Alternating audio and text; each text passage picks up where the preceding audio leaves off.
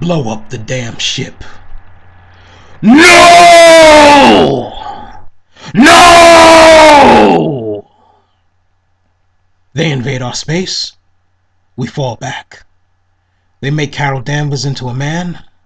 We fall back. They turn She-Hulk into the Hulk. We fall back.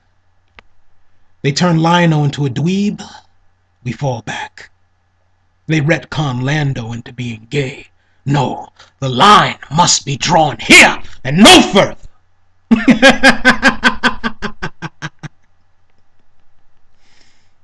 You know, the funny thing is that people haven't been falling back. People have been fighting back against this scourge of the PC mob that we call SJWs. And it's funny because I was talking to a friend the other day and he was like, you know, how could SJW turn into a four-letter word? How could that be bad to be a social justice warrior or to call yourself a social justice warrior? And I was saying that they gave themselves the bad name. They dug themselves into this hole and now they have to lie in it, because I was on those forums when they were ganging up on people and viciously attacking people just for having a slight, polite difference of opinion, just for not accepting their values, just for saying that I disagree with you. No, tolerance is not enough for these people. Compromise is not enough for these people. The world is not enough for these people. They want it all. You have to 100%, 100% agree with everything they say and do, or they feel entitled to destroy you. No, not just give you a hard time, not just maybe make fun of you a little bit, but, you know, wipe you out of existence, destroy you. And if they can't do that, they will criminalize your personality, or they will basically say there's something wrong with you just being you, not based on anything objective, mind you, not based on anything objective. See, I'm not talking about the bigots. I'm just talking about somebody who may be a liberal but just have a difference of opinion, not differing in fact, you know, just opinion. They will criminalize that. Having a difference of opinion will be criminalized by these people who call themselves SJWs, and then they want to play the victim role and wonder why there's such a strong hatred and resistance against them. But the title of this video is called The War on Straight Sexy.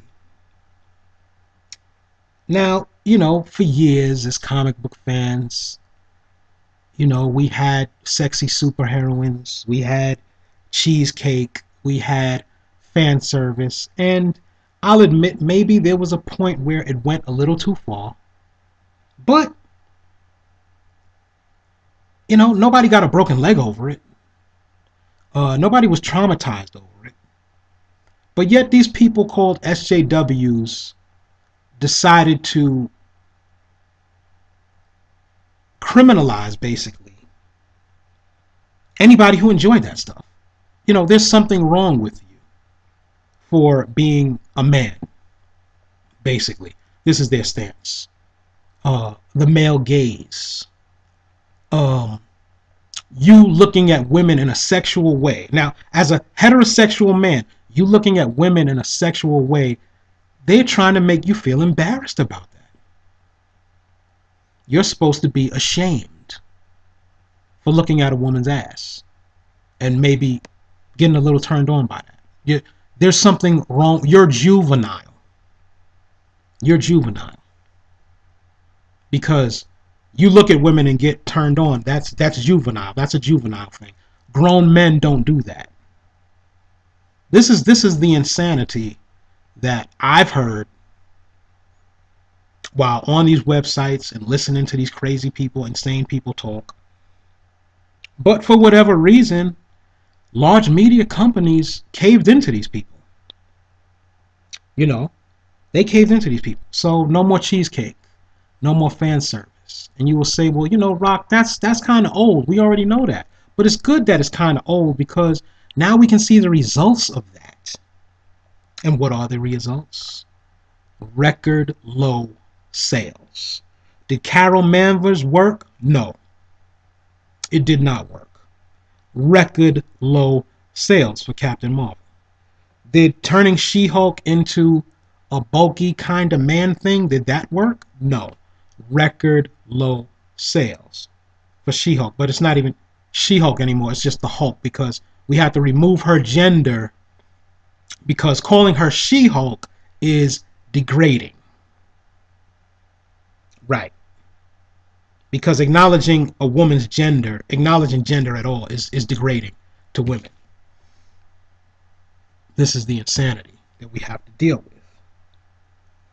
Now, let's take a look at some old photos and look at how beautiful She-Hulk was. This is classic. This is classic vintage She-Hulk, beautiful pictures. But these people said that a woman in a bikini is disgusting.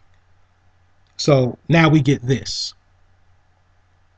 We get this now because a woman in a bikini is disgusting to these people. They're offended by that. So comic book companies actually took that seriously. So they gave us this instead of that. Same thing with Carol Danvers. She's showing skin. That's disgusting to them. So they gave us a new Carol Danvers, which, look, didn't start out that bad, but then it evolved into this. Carol Danvers became Carol Manvers. And they actually thought that would sell. But it didn't sell. I mean, of course it didn't sell. Why would it? Who wants to buy this? The people who say they want this aren't even buying it. And if they are, it's not enough of them. Because this book went copper. Just like She-Hulk. Or no, excuse me. The Hulk, the new Hulk, went copper.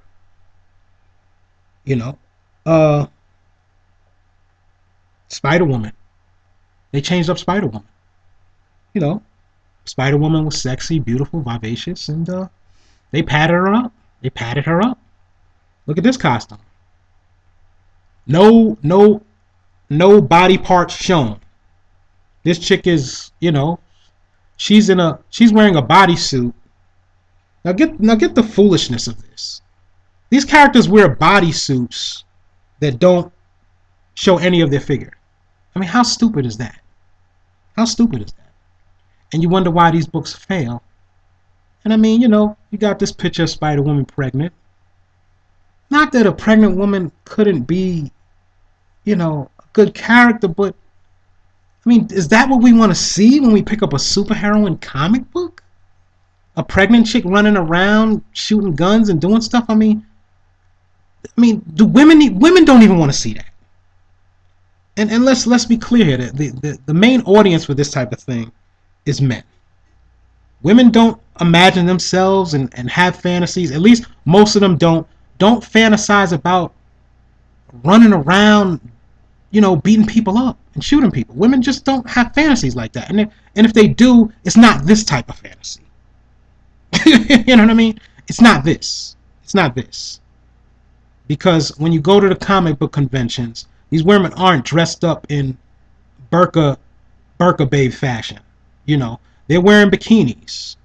They're wearing thongs. They're wearing tight bodysuits. They're showing off their bodies, and they're proud. And why shouldn't they be? And then somebody will tell you, well, those aren't the fans of the comic books. Well, if those aren't the fans of the comic books, then who is? You know what I mean? If those females that you see at comic book conventions aren't the fans of the comic books, and those female characters in those skimpy outfits, then who are? Who are the fans?